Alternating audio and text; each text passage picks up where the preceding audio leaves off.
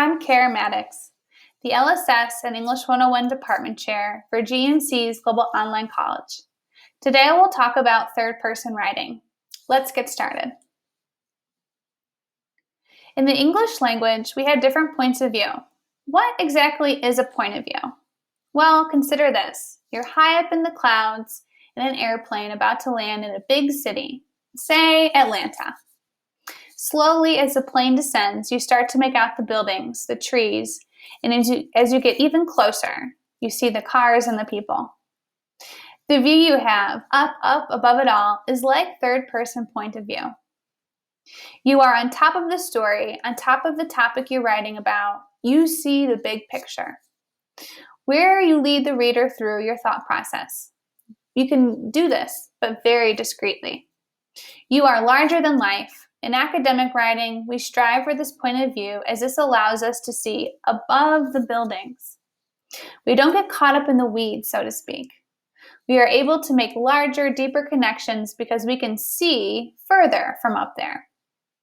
As a third-person writer, we can also lead the reader in a certain direction without being pushy. When we lead the reader gently, the reader is more likely to accept our ideas. In second-person point of view, however, when we use the word you, for example, we are diminishing our power as an academic writer because now we're talking directly to the reader. When this happens, the reader may immediately think, well, that doesn't apply to me, thereby shutting down the reader. Lastly, if we use first-person point of view in writing in academic settings, we are taking away our power even more because now we're really in the weeds.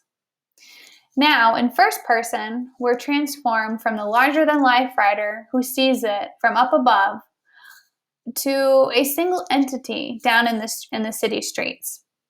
When we use first person, we are the one walking down the sidewalk. This person down in the streets can't see very far.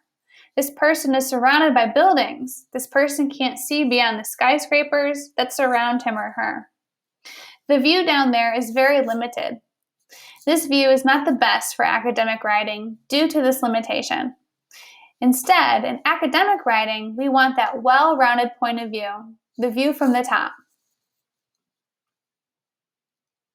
Please note, first and second person point of view have their strengths in other settings. While we use third-person point of view in academic writing, many great writers, like Anne Frank, use first-person point of view. First-person point of view is great for narrative writing as it allows the reader to connect to the author. The reader can feel the author's pain, for example, see what the author sees. This is a wonderful technique for an autobiography, but not necessarily for school.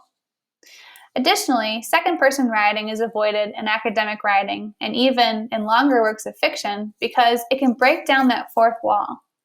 More specifically, in second-person writing, the author speaks directly to the reader. If not done well, this can take the reader out of the story entirely.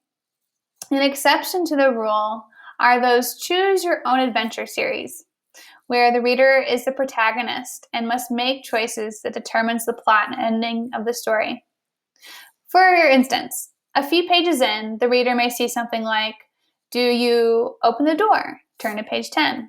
Do you run the other way? Turn to page 19. Do you ask for some advice? Turn to page 7. This continues until the reader reaches the end of the book. While this is a unique way to capture an audience, second-person writing is not the best fit for academic writing.